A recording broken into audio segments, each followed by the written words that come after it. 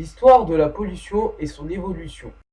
Pour parler de l'origine, on va vous parler de Londres, qui en 1952 a vu un grand nuage de poussière et de soufre s'abattre sur sa ville et qui tua 4000 personnes seulement en quelques jours.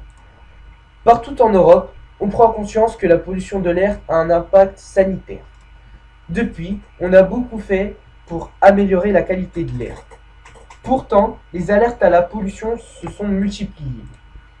Une baisse des concentrations de plomb suite à l'apparition des carburants sans plomb, une baisse des polluants industriels comme le SO2 grâce à des normes plus strictes.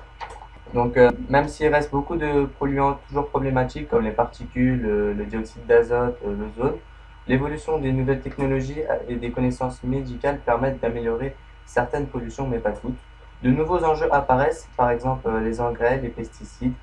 Même si la qualité de l'air s'est beaucoup améliorée, pour beaucoup de polluants depuis 1954, 4 millions de Franciliens sont toujours touchés. C'est pour ça que dans certaines grandes villes, il faut optimiser pour de nouvelles solutions, c'est-à-dire l'utilisation quotidienne d'un vélo par exemple pour de petits trajets, ou d'achat de voitures électriques ou de transports en commun par exemple.